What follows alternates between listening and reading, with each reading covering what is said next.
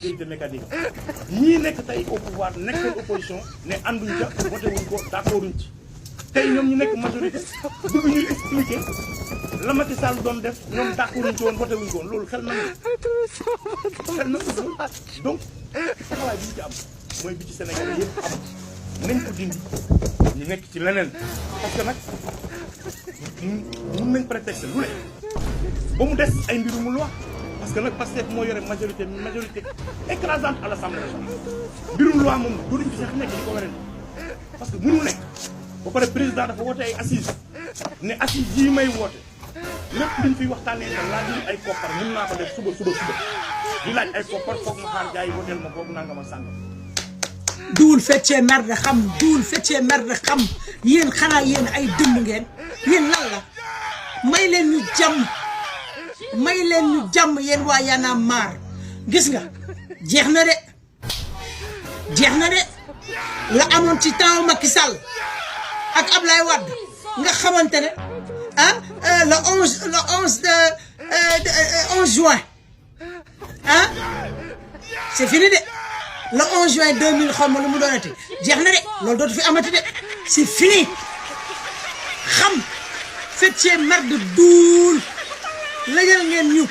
duul xam xanaa yëgu leen ne Sénégal jamono ji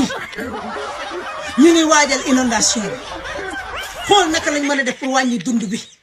xool naka la ñu mën a def pour ndaw ñi mën a am liggéey xool naka la ñu mën a def ñi nga xamante ne ñu ngi commencé di jël bateau di dem dugg Europe ñu mën koo arrêté yéen ngeen toog fi Y'en a marre ak seen i forox ak seen i ënn ak seen i xeeñaay ngeen di mel ni ay netituy nëpp ngeen di mel ni ay yéedu tàmbajang yéen lan la waaye xam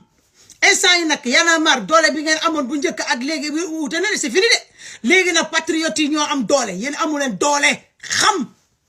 mais leen jàmm loi amnistie bi dañ koy dindi kenn du ko weddi ngeen bëgg a jël rek loi amnistie bi mel ni comme maafe yéen yabu leen Macky Sall ngeen bëgg a ñoo yab président Bassirou Diomaye Faye mënta nekk de yéen Y'en a marre ngeen di mel ni ay yoxos di mel ni ay paañ di mel ni ay yéet waaye fatta ngeen waaye duul xam feccee merda mais lañ jàmm gouvernement bi dinañ fexe ba loo amnistie bi mu deñ dinañ ko dindi instant yi dafa am ay priorité ci loolu lañ nekk ñiy gérer loo amnistie bi dinañ ko dindi yéen lu tax yéen bañu leen ko woon bi fi Macky Sall nekkee lu tax yéen bi Macky Sall dogalee loi amnistie lu tax génn leen ci mbedd bi ne loi amnistie bi d'accorduñ ko yéen ay naafeq